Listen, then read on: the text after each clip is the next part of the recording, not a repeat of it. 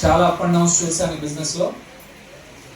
As a government teacher job resign చేసి full time ఈ business take up చేశాను. నేను 70,000 రూపాయల జీతాన్ని వదులుకొని దీన్ని నా లైఫ్ కింద, నా కెరియర్ కింద తీసుకుని 2016లో ఒక సీరియస్ డెసిషన్ తీసుకుని స్టార్ట్ చేశాను. ఎవరైనా గవర్నమెంట్ ఉద్యోగాన్ని వదులుకుంటారా? చాలా మంది భయపడతారు. అంటే కంఫర్ట్ జోన్ నుంచి బయటకు రావడానికి చాలా మంది ఆలోచిస్తూ ఉంటారండి. అమ్మో, నేను ఇది వదిలిపెట్టి బయటకు వెళ్ళిపోతే ఇంకా వేరే ఏదైనా చేస్తే నా లైఫ్ పాడైపోతేమో, నాకు డబ్బులు రావేమో, ఇలాంటి ఆలోచనలతో ఎక్కువ మంది ఉంటారు, అవునా?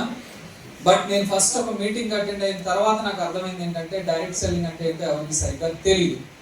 తెలిస్తే ఎవరు దీన్ని వదిలిపెట్టరు. ఓకే, ఎవరైనా సరే ఆర్థికంగా డెవలప్ అవ్వాలి, ఫైనాన్షియల్గా చాలా స్ట్రాంగ్గా ఉండాలి అనుకునే వ్యక్తి ఎవరైనా సరే దీన్ని సీరియస్గా తీసుకుంటారు, రైట్? ఇవాళ యాక్చువల్గా చెప్పాలంటే నేను వెస్టీజ్లో సంపాదించే నెలకి 5 లక్షలు చాలా చిన్న అమౌంట్, పెద్దది కాదండి.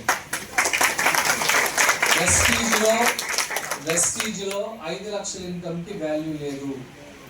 నీకు నెలకు 10 లక్షల ఇన్కమ్ వస్తేనే నువ్వు స్టేజ్ ఎక్కని మాట్లాడుతున్నారు ఢిల్లీలో. అంటే 10 లక్షలు సంపాదిస్తేనే వాళ్ళు గొప్పోళ్ళు వెస్టీజ్లో. అర్థం